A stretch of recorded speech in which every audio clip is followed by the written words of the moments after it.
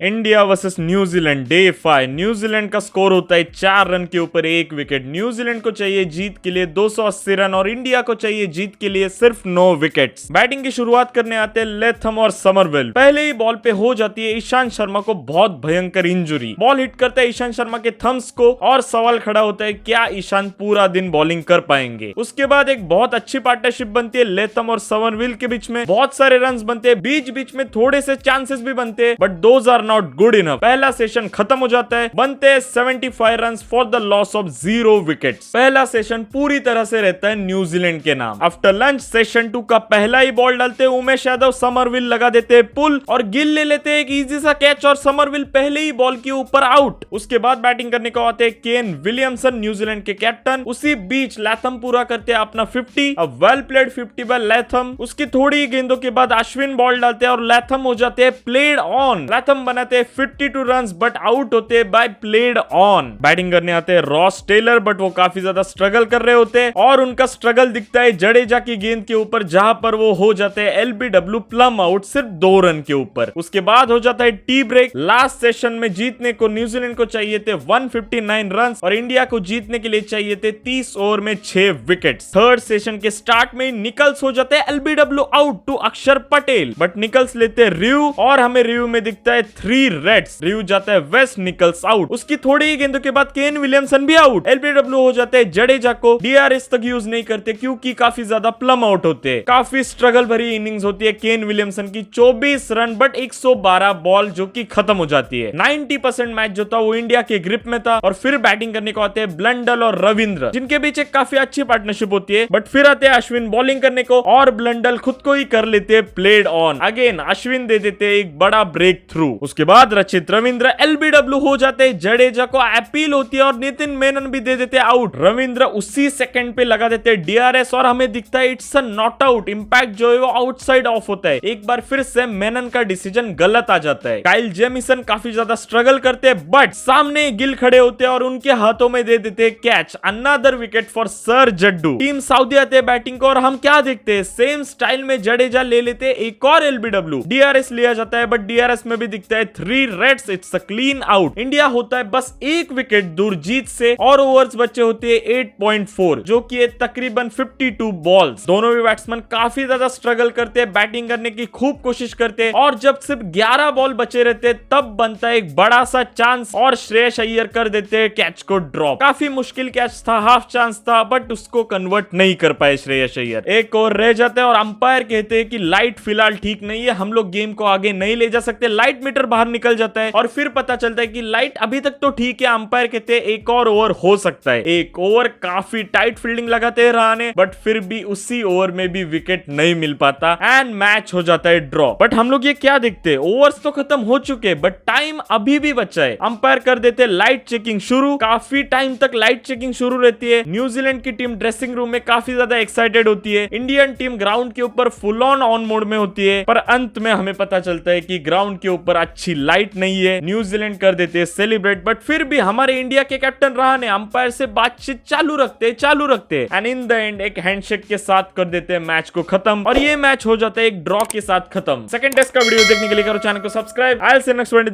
Bye bye और प्यार करते रहो।